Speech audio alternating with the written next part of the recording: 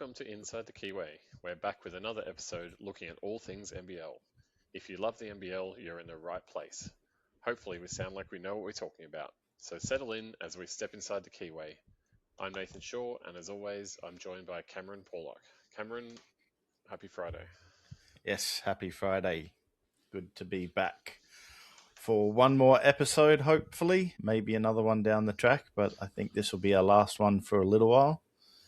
Everything's starting to get a little bit quiet, so we'll wait until more has sort of dropped and things are moving along towards next season.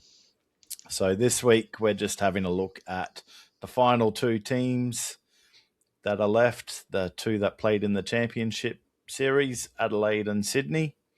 So we're doing things a little bit differently this week in that we're both having a look at both teams, and then we'll see where our thoughts are, whether they differ or whether they're similar. So let's start with the runners-up, the 36ers. What have you got there, Nathan? 36ers, I've got, I'll say second place finish, 23 wins and 10 losses. There was a lot of excitement about them pre-season. They put an elite roster together, especially top-end talent. So most of their starting five. It went almost as well as you could expect for them. They won individual awards. They had the deep playoff run, but they still managed to be on the front pages for their drama. So some things just never change there. And they, ultimately just came up one basket short at the end, or one rebound, as everyone keeps on saying. For things that went right to start with, signing Bryce Cotton, and then him going on to lead them to the championship series and win his sixth MVP. He was the engine. He was their closer in close games, and they kind of built their whole identity around Bryce Cotton. The front court that they put together, Humphreys, Cheatham, and I've forgotten his name again because I didn't write it down. Rakocevic. My goodness. You'd think we'd know by now. Those three together, although they didn't often all play together. There was a bit of chopping and changing between Humphreys and Rakocevic, but just a huge front wall, and most of the time as good as it gets in the NBL. Flynn Cameron's breakout season, he seemed to be their second option for a lot of the season.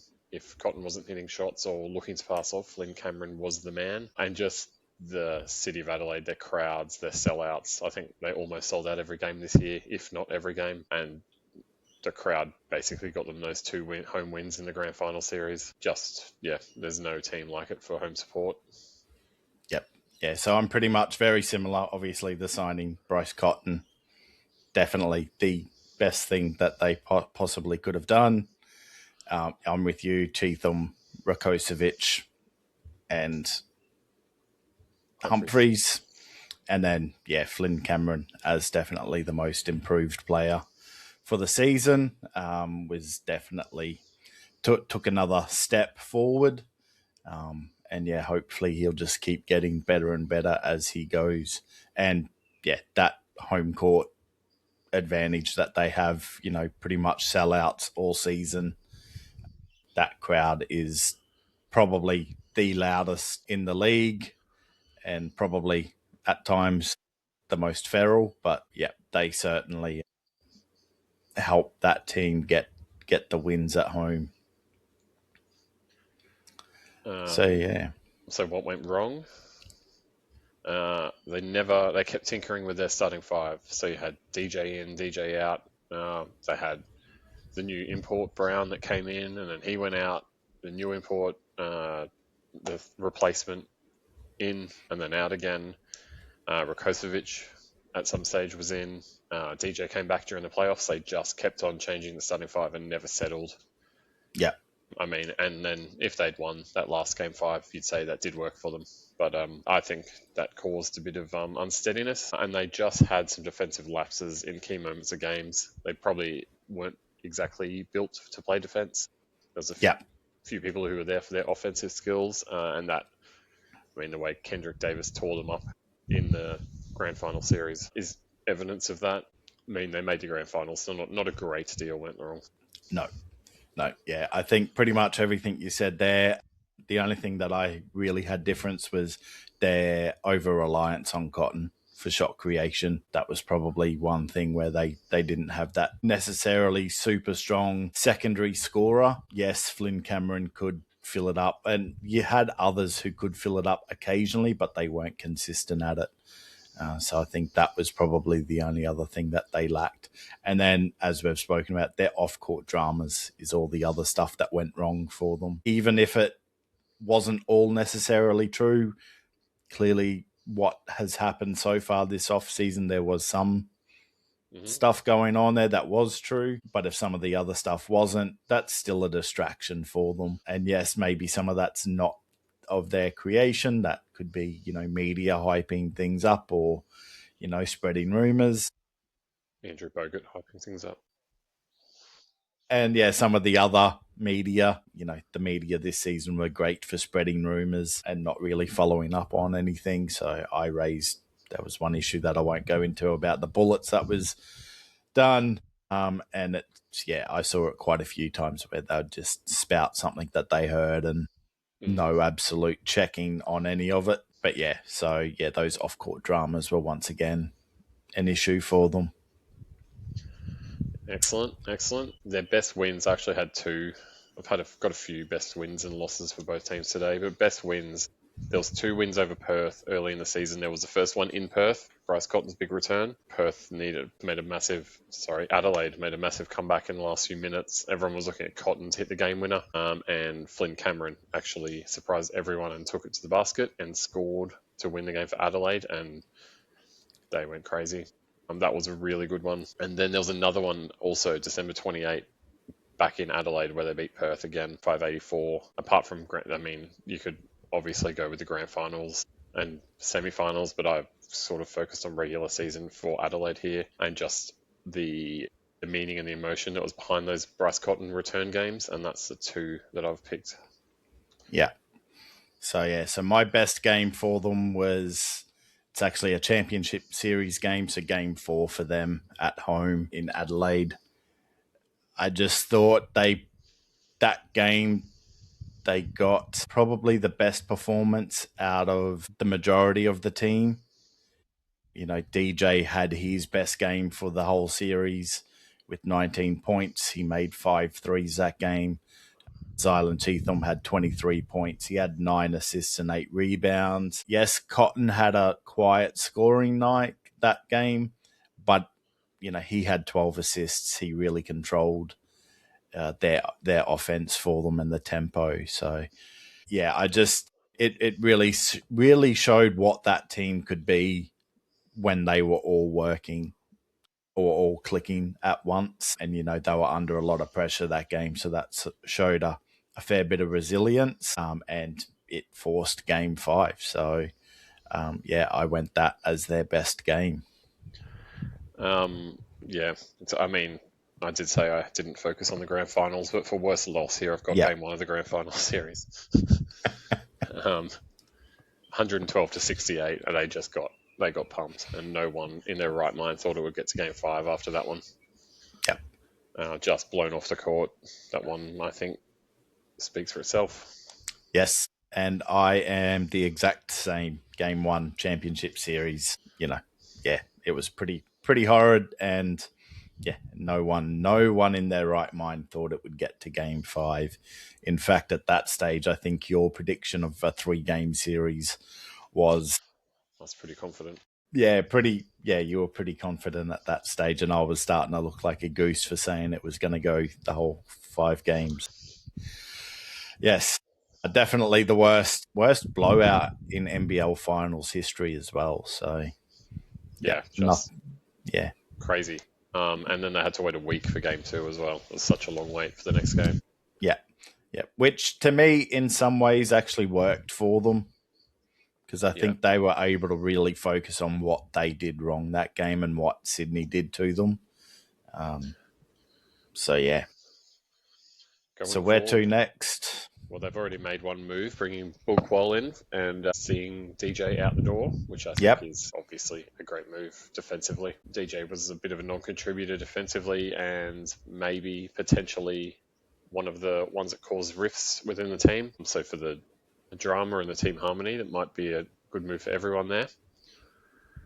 And then probably just the other thing they have to do is the third import spot. Cheatham and Rakocevic are coming back. They've just got to get that third import, and we've heard they're looking for Torrey Craig or a Torrey Craig type, and that makes sense. 3 and D. Yeah. I do think that's what they need. I do think they need to also find another ball carrier. I know Flynn Cameron does a reasonable job of it, and you can argue that he'll probably get better as he keeps going, and so maybe you don't need that.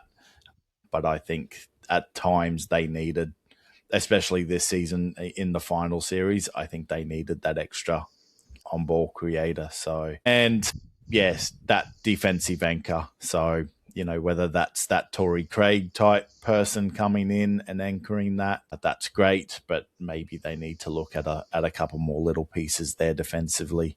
Although Bullquall is probably that, but I don't think he is available until at least November. Is what they're saying. So a couple of months in. So hopefully whoever they bring in can cover that until he's up and running. And then, if they can get Torrey Craig or someone similar, well, that'll hopefully cover some of their deficiencies on that end. If they bring in, they've already brought in Bullquall. If they can bring in Torrey Craig as well, I reckon they've nailed it. Yeah. Well, they just, scoop up the two people that caused them that caused them issues throughout the current season. So, smart move. That's always what is it? If you can't beat them, sign them. All right. So on to the Kings. What have you got for us there? So the Kings are only actually one game better than Adelaide. They were 24-9. They started 3-5. And as we all remember, Gorgian was under the pump, being called too old. They were talking about Bogut taking over next year already. From there, they went on a 21-4 run, including an 11-game winning streak going into the playoffs. So they righted the ship pretty well. Things that went right, Kendrick Davis, they put the right people around him on the court and off the court, got the best out of him, and by the end of the season, he was the equal best player in the league. Could have won the MVP, did win the finals MVP. The signing of Torrey Craig, Bullquall going down, could have been a disaster, but they made an amazing piece. They put in such a good piece. He had defense. It was good for team balance, good for leadership and experience. They nailed the Torrey Craig signing late in the season. And just all around, their suffocating defense. They were physical. They just switched non-stop, just relentless defense that wore opponents down. That's what they built so many of their wins from. And also, they had a lot of good players, but they were willing to take a back seat, basically, to the Kendrick Davis show. Cooks, Deladova, guys like that who could demand minutes and demand the ball were happy to play supporting roles. And that's a Brian Gorgian thing, isn't it? Yes. Yeah, I agree. And I think that a lot of that came with that adjustment that he made early in the season.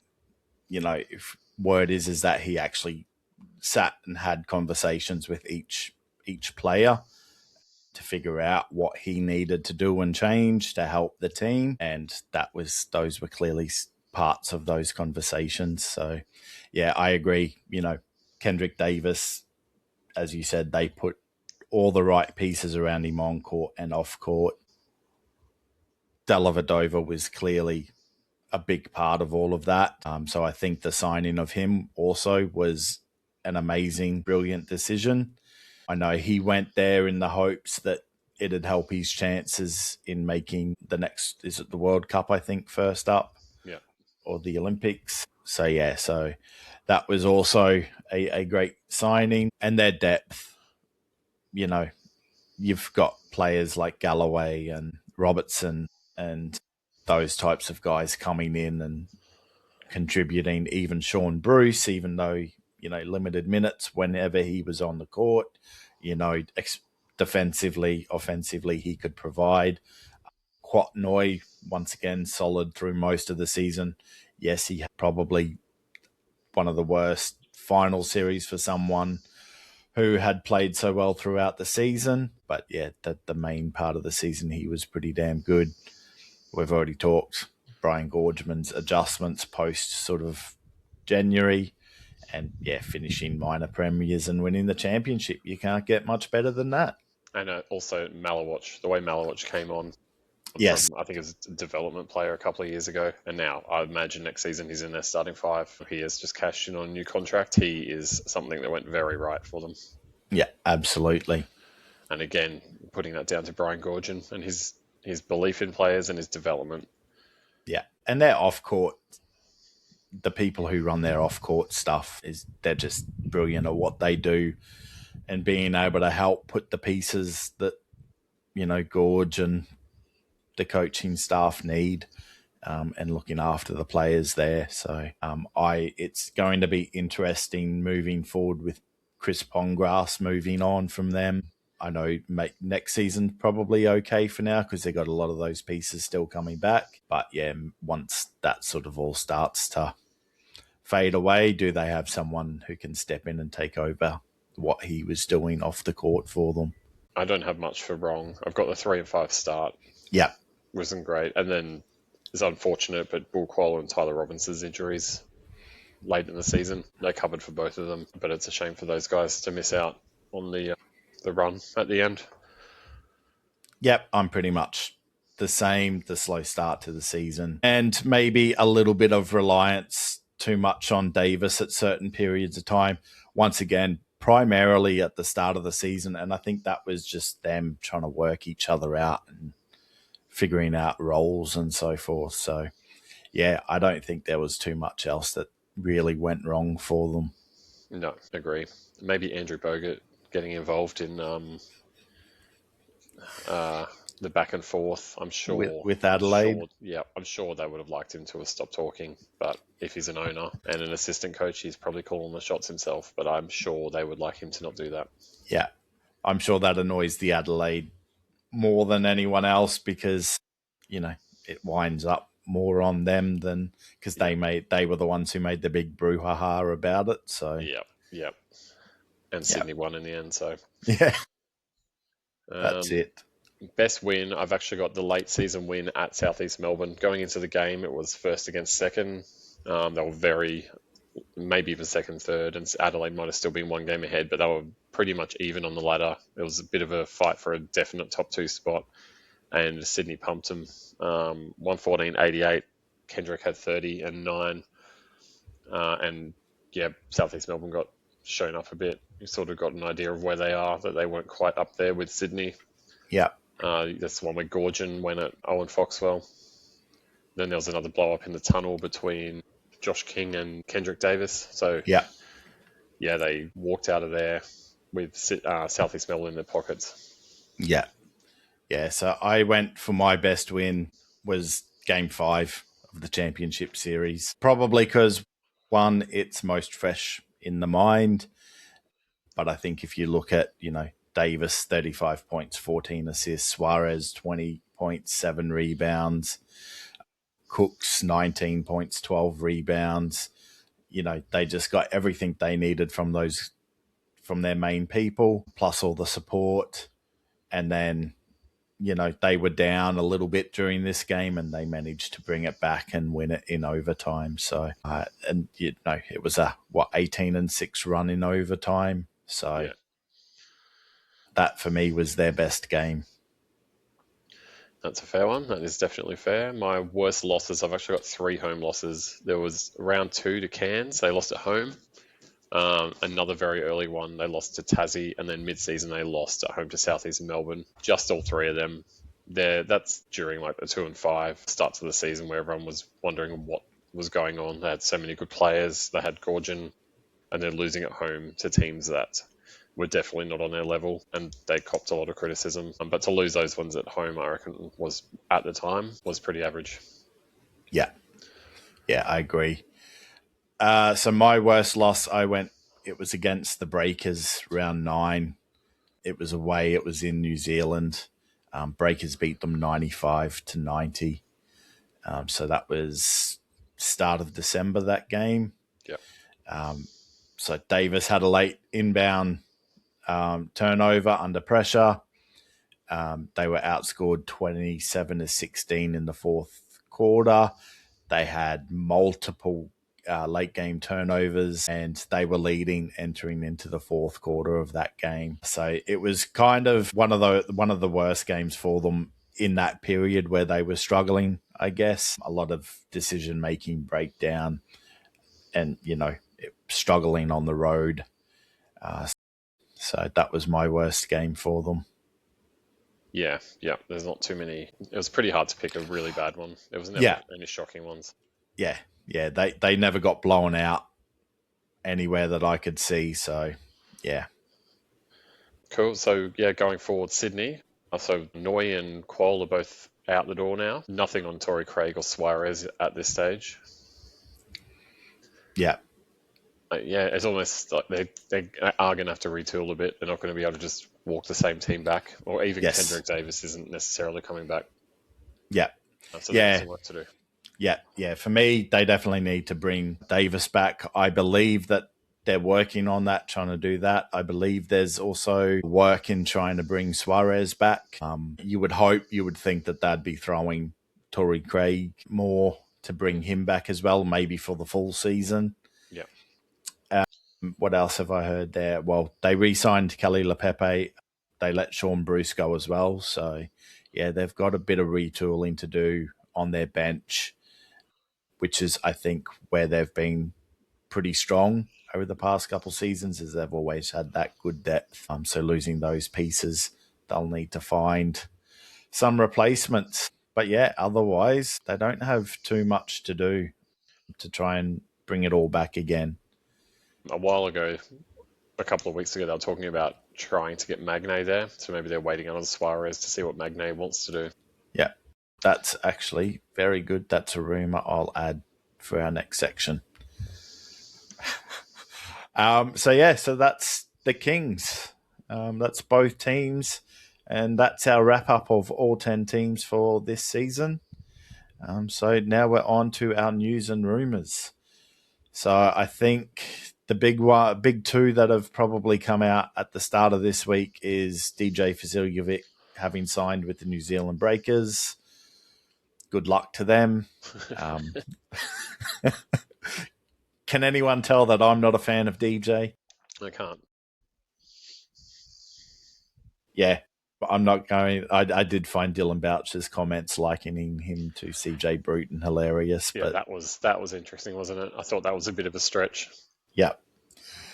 Malawatch has re-signed with the Kings, as we just mentioned. So that's a great signing for them. Looking like the Taipans are actually the ones closing in on signing Luke Paul. So that's quite interesting. I do think that actually works quite well for him in terms of minutes played. It'll be similar to the way they used Taron Armstrong when he was at the Taipans. So, I quite like that for him in terms of progressing and actually getting playing minutes. I think if he goes anywhere else, he will be playing second fiddle to someone. So that's probably a good spot for him. Staying on the Cairns Taipans, it's been rumoured that they're also reeling in Sunday Detch. So once again, I think that's a good fit for him because he'll get minutes. Yep. So there. Bring a bit of defensive toughness. That's it. Yeah. The rumour that I just thought of while we were talking about Magne is I did see that his house is up for sale in Tassie. Oof. So take that. From that what you want. He's gone. Well, and I think that was NBL Pleb had posted that on it, and that was pretty much his comments to the Tassie fans is take that as you want. Yeah. And everyone would assume that could mean that he is out of Tassie. And, maybe he does end up in Sydney. I wouldn't mind seeing him back at Brisbane, but I don't know if there's a spot for him. Maybe play him at the 4 instead of the 5. Yeah. You'd love to see that. I would love to see him back in Brisbane. The rumours of Paddy Mills signing with the Bullets continues. The Bullets have refused to comment on the rumours. They were asked by, I think, 10 Sports up here in Brisbane, and they just basically said that we're not commenting on it at the moment. So that's kept those rumours alive and given some Bullets fans a bit more hope that maybe the deal is still in the works. Have you got hope? Have you got hope yet? I am not daring to dream at all. I do not want to get my hopes up on this one, because when it does happen, I'm going to be shouting the house down in glee. So if it does happen, and I think there are things that need to be worked out that I won't talk about. So yeah, it's going to be interesting. The other report that was released earlier this week is that it looks like Dean Vickerman is in talks with United for a mutual release. There was an update this morning on that one, that it looks like he's going to replace Modi Mayor at Nagasaki in Japan in the Japanese B League. So it must be just about over the line. Yeah. So that'll be interesting for them, trying to get a new coach, especially as been reported, someone who's basically acted as GM of basketball for United at the same time. Bring Gleason in. Yep. I was just about to ask that. Do you think Gleason is or got to be a lock? Yep. I'm locking it. Okay. Yeah. I don't mind it. I love it for them. I hate it for the rest of the league. Yeah. But yeah, good to see him back in the league if that actually is what happens. So all for that. Is there anything else that you've heard of that I have missed? Joe Ingles, I reckon, is sorted for Melbourne United now.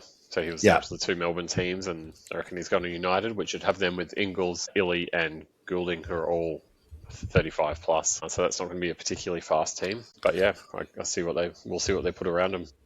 Yeah. Yeah, to have him back in the league, even if it's for another season, great.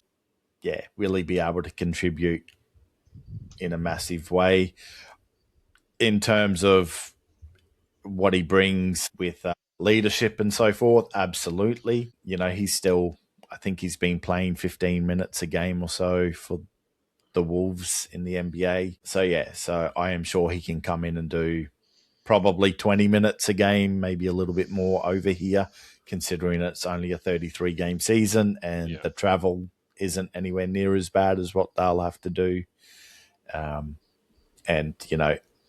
I think his 3-point shooting and so forth will still work for them. And he can play a little bit bigger over here. He can play up a little bit more. So, yeah, it'll be interesting. But, yeah, the age thing is always a concern. And that's even with Paddy coming back, that's still a concern for me. It didn't really work out with Baines, but Baines had other issues that he was coming off an extremely serious injury where, these guys aren't. They're still fit and playing. So it is a little bit different. So I think that's it for all the news and rumours this week. It's been a fairly quiet free agency period so far. I was hoping by today there would have been more dropping, but clearly it'll continue. Last year's free agency was kind of similar, though. I think the first 2 or 3 weeks was pretty quiet and then things really got moving. So it looks like everyone's still waiting on Krebs to sort of make his decision. On to our fan favourite questions without notice. And I say fan favourite because it's one of my favourite sections too. Someone told you once that they liked it. I've actually only got one double barrel question for you. Yeah. And it's to do with next season's ladder and an early prediction. It's just a vibe check, really. Who have you got for your top 2 and your bottom 2 for next season at this stage? Top 2, definitely the Kings. You can't not have your current champions, so they'll be there. And I'm probably going to keep Adelaide up there. The fact they've brought Bullquall in and let DJ go, and they've got Rakocevic coming back, and Cheatham and Cotton, Flynn, Humphreys is still there at the moment. Yeah. I'm assuming he will stay for now. So I think both of those teams will be top 2 again, just at the moment. Yeah. Yep. Bottom 2, I'm still putting Cairns down in the bottom. I'm going to go out on a limb here and say Illawarra. Yep. That's not a bad one. Yep. Notice that I'm not the I Bullets. noticed. Yeah. That is not biasness. Yes, No, it is. not at all. Illawarra, I think, have a bit of work to do. And with the rumour, and it was clearly only a rumour, and there wasn't much to it about, them looking at Gleeson and offering Gleeson, which, does that mean Tatum's not coming back, or is there issues there with him? Yeah, I'm just throwing them down in that bottom two for now. Yep, not bad. Yeah. And Cairns solely just for the fact that they still don't have a lot at the moment.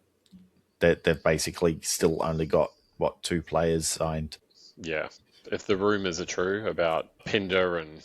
Yep, then that'll change. I think the Galloway one's gone quiet. Yeah, that'll definitely, once they start signing and you see who they've got, that could definitely change. They're bringing Ford back again. As much as I know you like him, they keep doing the same thing with him, and it doesn't seem to be working. So, yes, who have you got? I didn't do it. It's too hard. Way too hard. It's too early. No, I just was thinking about while you were talking. I'm not sure about Sydney yet because I'm sure they'll be fine. They're always fine. But I've got Adelaide and Perth so far because Perth are a point guard away from being as good as those top teams this year. Yeah. And bottom two, I actually have Brisbane and I had Illawarra as well. Yeah. Okay. But that's because they haven't done anything yet. Yeah.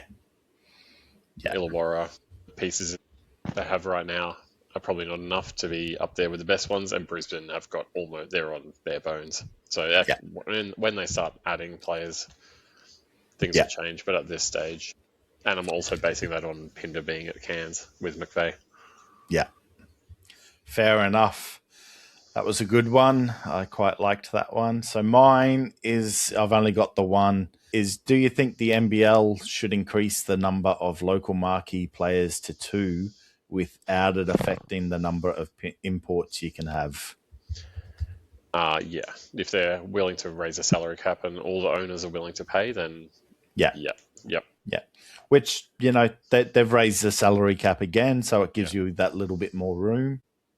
Yeah, I'd been thinking it for a little while, and it was just a thing. I was trying to come up with a question today because I have been busy doing other stuff, and I'm like, I may as well ask it because it's been on my mind with the salary cap increases. I think that could actually work and help teams bring back a couple of those extra players from Europe, maybe or Japan a little bit earlier. I've heard a bit this week about something I didn't know was the bottom 5, how your bottom 5 salaries can't be over about 765,000 or something like that. Yeah. Yeah, which is interesting. You'd really have to do some creative accounting. Yeah. To make that work. And maybe even that could be raised a bit. Yeah. Yeah. And I'm sure a lot of creative accounting and under the table deals are going on. Not naming names. Not naming teams at all. It's libelous. I think they've been doing it for a few years, which is why their numbers always look decent compared to a lot of the others. So that's pretty much it for our last episode. So for now, as I said before, we'll probably take a break and come back in a few weeks or a month or so once free agency has really got moving and there's a bit more news and rumours. So we'll keep track of that over that period of time. I might even throw some stuff up on the socials as we hear them and share them to keep an eye out there. So that's it for this episode of Inside the Keyway. As always, if you've enjoyed our work, make sure that you're subscribed. So when we do record that next episode, you get notifications to let you know when it's up, and always share it with someone else who loves the NBL as much as we and you do. We're on Spotify, YouTube, Apple Podcast. You can follow us on the shows or all the socials. We're on Facebook, Instagram, all is inside the Keyway. Tell your friends. Yeah, tell your friends, share us, share our posts that we put up. You know, I always post when the new episode is up, so share that, put that out there as well to get us some more likes and views. And yeah, if you've got any questions or thoughts, if you disagree with anything we say or agree with them, just leave them in the comments for us. I'll check, I'll respond. So until next time, keep watching the space, respect the shot clock, and we'll see you inside the Keyway. See you later.